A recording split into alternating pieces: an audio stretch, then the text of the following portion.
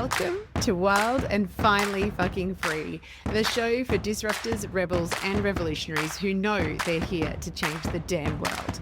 I'm Kylie Patchett, your voice and visibility catalyst, and here we dive into unapologetic truth, magnetic messaging, and visibility that actually feels good in your body, your bones, and your business. We share the stories of the out-of-the-box, neuro-sparkly, creative, witchy wild ones rewriting how we live, love, learn, and lead.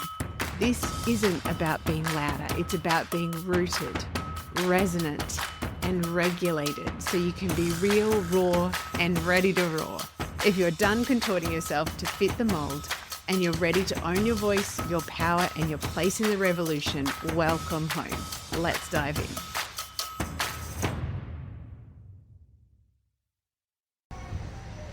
Good morning, friends. We're out and about in the city of Da Nang in Vietnam. I really like the vibe of this place. It's kind of got a small village feel, but with a big city vibe, but with a beach. And all these little kind of side streets where we are that feel a little bit like, I don't know, leafy France, maybe? So anyway, you're coming for a walk with me for this episode while I share a little story that has got me thinking about identity and how much labels help and hinder in terms of identity.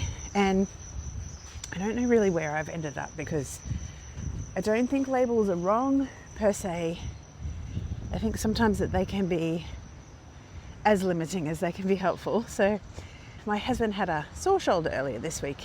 And years ago, he had this funny thing. I don't ever actually know what it was precisely, but he would wake up and his legs would have grown too much overnight, and so his legs would pull out of their joints basically, and he would wake up and not be able to walk. And his mum had been taking him to doctors, and they'd say, take lots of aspirin, take this, take that, all very Western interventions. And then finally they found a doctor who did acupuncture, and so he would be taken each morning when he couldn't walk, and he would have treatment and he would walk out of the surgery. So he has always been a huge fan of acupuncture. I'm going to pause for a second while I cross this road. Okay, we're back. I have to pause crossing roads here. Number one, that's like a 6-lane road behind me. But also, anytime I'm in a country where they drive on the other side of the road, it confuses the heck out of me, and then I have to really concentrate to make sure that I'm not going to step out and be squashed. So we're on Da Nang Beach now, so beautiful day. It's a fair bit of traffic noise, but hopefully the microphone is doing its thing. So anyway, he's been a huge proponent of acupuncture. When we first met in 1996, I ended up having a quite bad car accident. So I sat at a set of lights and someone hit me doing 100 kilometers an hour on the right side. So I ended up with quite bad whiplash, had to take a significant amount of time off work, like months of time off work. Couldn't raise my arms above my head, blah, blah, blah. Anyway, quite significant. But at the time, all soft tissue injury. Just giving you a bit of a view of the beach there. And yeah, I was told at the time that I'd probably have lasting issues from my neck. Not too long after that, I was hit just at a set of lights. Someone didn't stop in time. And so there was 2 accidents very close together, and that also gave me quite significant whiplash. So anyway, that's back in 1996. So fast forward to, I don't know, 4 or 5 years ago, estrogen starts to drop with the lovely perimenopause changes, and I start to get out of control joint pain, like ridiculous joint pain. And keep on, because I'm training as I have done my entire life, trained many days a week, and my body just can't keep up with it anymore. And I keep on doing this thing where the right side of my back just goes completely into spasm. And at the time, I don't make any kind of connections. I finally go to a doctor, and for the first time ever, even though I have gone to doctors from dislocating elbows, tearing the labrum in my hip, tearing multiple ligaments in my shoulders, etc., over the years, no one has ever put together those set of symptoms and asked the question, oh, you don't know if you've got Ehlers-Danlos syndrome. Anyway, get sent to a rheumatologist, get diagnosed with Ehlers-Danlos. That's a difference in the way that your body builds collagen, so gives you skin that's a different texture. It's also the reason why I'm wearing a cover and support over the place where I got my sun cancer taken out, because I have to give extra support to the skin, otherwise I will end up with massive keloid scars because of the way that my skin works. But it also means that things like your joints, your blood vessels work very differently to other people. Anyway, one of the things that also happens with that is that you can have what's called cervical instability, which is when your neck is got people behind me carrying his pole to work on his motorbike, where your neck is quite unstable, and my neck actually curves in the other direction, so it's called a kyphotic neck. And I was always told that was from the accident. Anyway, so I have an identity by now, 51, firmly entrenched in, I'm a person who will always live with significant neck pain and at least bi-daily, if not daily, headaches. Also going to pause here for the beautiful view. Look at that.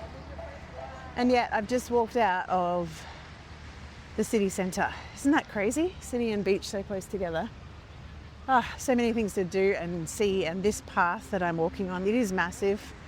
So unlike all the Bali footpaths that made me really struggle, my exercising heart is happy here. I'm doing about 25,000 steps a day. Anyway, so I have an identity, and I've never thought, oh, I am just someone who is doomed to have neck pain. But it's definitely been an identity. If someone asked me medical conditions, that would be one of the things that I would say, that I have this joint thing and I live with chronic neck pain. Anyway, fast forward to being in Da Nang this week. Shane had a sore shoulder, acupuncture wise. The reason why we both trust it so much is Shane's experience with his legs, but then also after my significant first accident, nothing was working. And back then I was a straighty 180 scientist who didn't believe in Eastern medicine. And finally Shane got to get me to go to acupuncture, and that's the only thing that would give me any sort of musculoskeletal release or relief. So we have been looking for an acupuncturist here because Shane has got his shoulder that won't settle down. And we come across this place called the Traditional Medicine Clinic. There's two of them in Da Nang, and you can go along. We booked in on Sunday just for Shane this time, and you see a doctor, and then they prescribe a course of treatment, and that could include acupuncture, which is what we were after, and it could include herbal medicine, it could include cupping, massage, whatever. And so what they had suggested for him was 5 days of daily acupuncture and massage.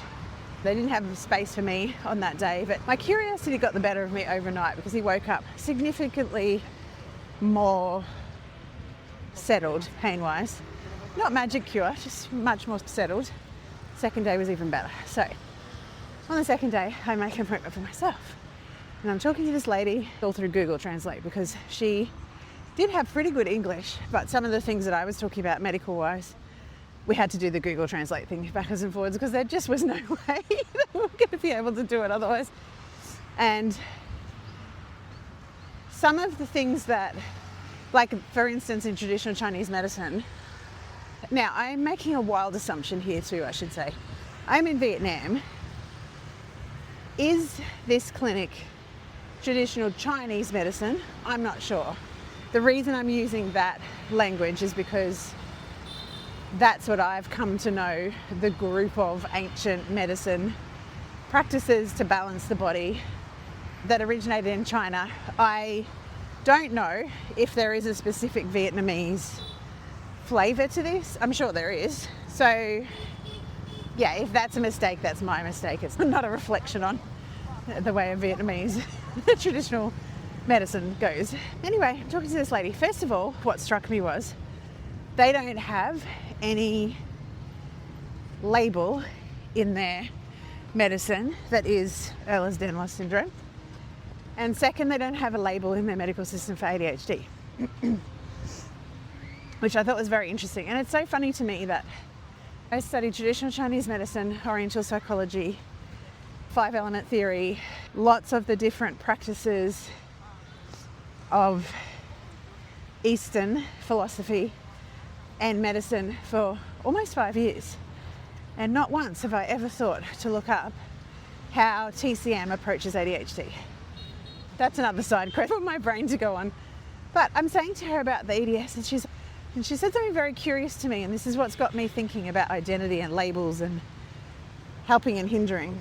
So she said to me, we can't do anything to fix the label. We can fix or greatly reduce the pain and the tension and the way that your system is holding itself because of the label.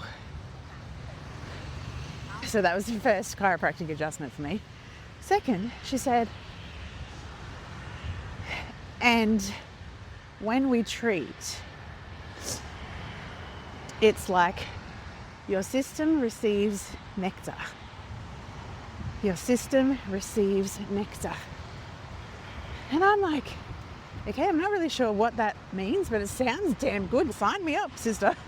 So anyway, I say yes to treatment while I'm having my hour of massage and my hour of acupuncture for the wildly affordable price of about $440,000. And at today's current exchange rates, that's about $22. So in Australia, that would cost multiple hundreds of thousands of dollars. So the affordability is wild, but as I'm laying on the table and thinking, I can't fix the label, but I can fix the pain that is created by the pattern that the label gives you. And when we do that, it will be like nectar to your system. So since then, I've had a day of coaching calls yesterday, and I've been talking about this understanding of that I've always believed that I'll be someone who lives with neck pain and daily headaches. And if I'm lucky, maybe one headache every 2 days. And she just gave me but I can rotate pretty good. I'm still a bit stiff on the left. Only just gotten out of bed 10 minutes ago too. I can do this neck flexion thing, which I haven't been able to do that in years because it's caused me so much pain that I haven't been able to move in that. And at the same time, she's actually given my hips some love, which is another thing that I thought that I would always have to live with. And it's got me to thinking and having these really good juicy conversations with clients and client calls yesterday of what parts of you or what parts of your belief system about who you are and how you move through the world do you just take as a given that is not the full field of possibilities. And in this case, I had someone give me like a little gift in a bow, in a tiny cute little Vietnamese doctor bow that said, you don't have to live like this. That's not who you are. And so if you were to look at your identity and any of the labels that you've been given or given yourself and honestly check in with how helpful and how harmful have they been, potentially, or limiting, or maybe not harmful. Because here's where I'm standing with that. I'm not saying that the labels that we have, like another label I have is only child, like that's a factual label. I am an only child. What story comes with that depends on who you are. Many people would say an only child is the most self-absorbed, selfish, asshole person on the planet. I have other friends that have had labels of only children as, oh, you poor thing, you must have been so lonely as a kid. That's another thing. The label depends on the story that you tell around the label, right?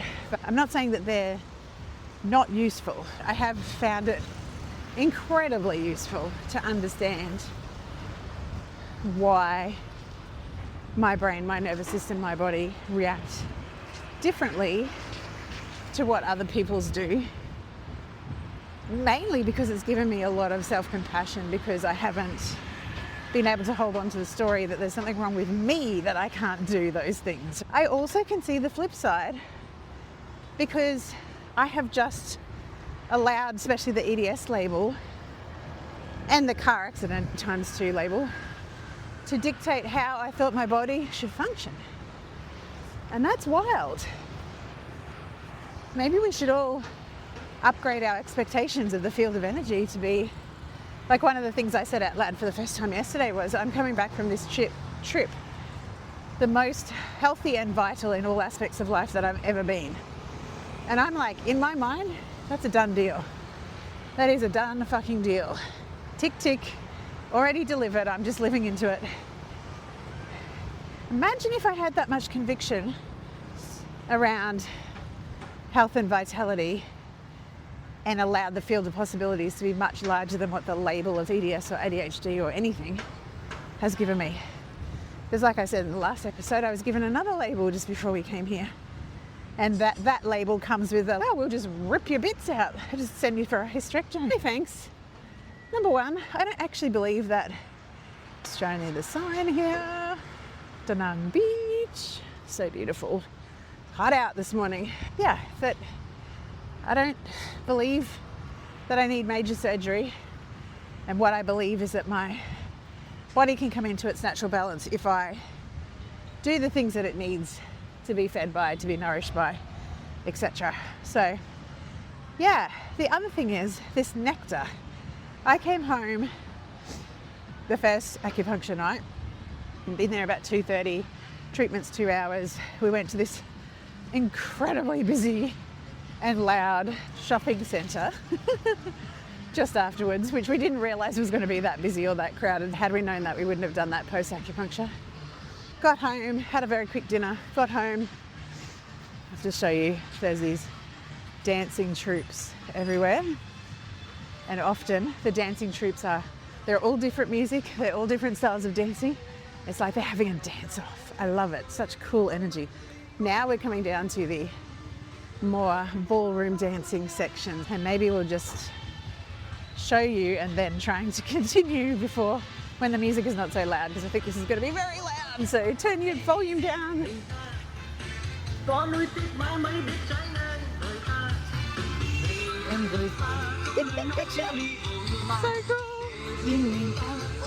cool. So cool. Okay. And then there's dude with the motorbike trying to get through everyone. Okay. Sorry. I knew that was going to be loud, but that was a bit hectic. Oh, I've lost my train of thought.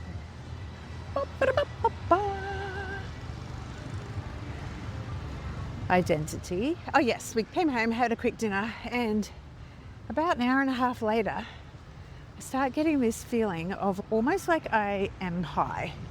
I just feel very relaxed. And she had said after the first treatment that the identity of someone who has pain in their neck becomes so postural and so embedded in your body that there's this bracing and vigilance all the time, right? And I feel that in my system. I've been feeling for ages like there's something in me that really wants to work on. I do a lot of nervous system regulation within my capacity, but there's obviously things that I don't know about that I could be working on or working with. And I have to say, acupuncture will be one of them. Anyway, I got the feeling of the nectar and I didn't realize. Then yesterday I said to her, is this what you're meaning? And she's, yes.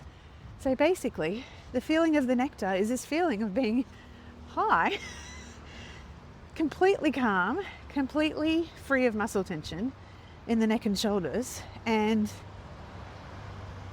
then it's like this ooey gooey, delicious feeling settled over me from the top of my head all the way through my system. And I was like, I don't know what that shit is. That is magic. And it has completely challenged my old belief that I am currently replacing in real time, that I am someone that always has to have this level of pain, and obviously what comes with it is the structure and the posture of being always on guard. So wild, in the wild lessons in identity. But anyway, my key question that I want to leave you with is, if you've got to rewrite any of the labels you've been given, no matter whether those labels have been external, from your family, from culture, from society, from expectations of others, or if they've been formed internally, and sometimes they're both, which one would you choose to rip off and put in the bin? Or maybe just open up the field of possibilities, like I always say, 1 degree. We don't have to go wild here. We have to going from an identity of someone who has chronic pain in their neck to like, I'm never having pain again in my neck. Maybe that's too far in one shift. I don't know. Maybe not.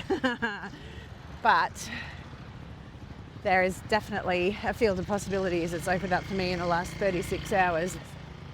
So that is super exciting. So yeah, what would be yours? What would be yours? What would be one of the labels that you've been given or you've given yourself where you're just believing that is just the way that it's always going to be? Pick it up, look at it from every single angle, and ask yourself, who would I be without that label? Who would I be without believing this limiting story? And maybe once upon a time it was a helpful label. Maybe it helped you understand yourself. Maybe it got you to a certain stage of your evolution. Maybe there was a benefit to it. But if you're honest, maybe that benefit has gone. Yeah, I think the other thing that's on my mind as I'm talking this through is, for years I followed 5-element theory and lived by traditional Chinese medicine, and that's how I balance myself. It's only been in the last few years that I've become more, oh my God, this is so out of balance. And because we have not had a good acupuncturist, I've gone back to Western medical. And you come into an environment like this and you realize that the way of life, here at least, I see people tapping meridians, I see them meditating, I see them eating the sun, which is another old vitality boosting. I was taught it as part of 5-element theory, so I don't know what the source of it was, but eating the sun is taking in the nourishment from the sun. There's people gathered on the beach doing qigong and tai chi, the dance troops that I just showed you. And if they're not on the beach, I don't know if you can see behind me, but there's parking lots with thousands of scooters in there. This is just an average Wednesday morning, right? It's not the weekend. It's an average Wednesday morning, and part of life is to get out and take care of your physical, emotional, and energetic needs before you even think about going to a workplace. And I think that there's a lot in that for us. And then if they're not on the beach exercising, so swimming, not so much running, but swimming, walking, dancing, qigong, lots of Westerners doing yoga, not so much the local people or those who appear to be local. Oh, we're going past another dance troop.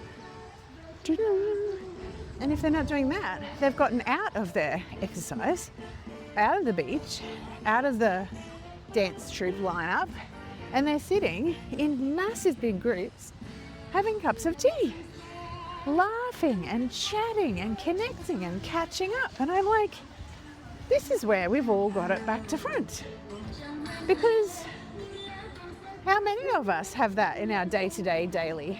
I don't know about you, but certainly not in my little corner of the world is it normal for the vast majority to get out of bed, to exercise, to breathe, to meditate, to move their body, and then to sit and have cups of tea and laugh with their girlfriends, and then to go about their day. And it's much more about being life-centric, health-centric, human needs-centric than it is about just getting up.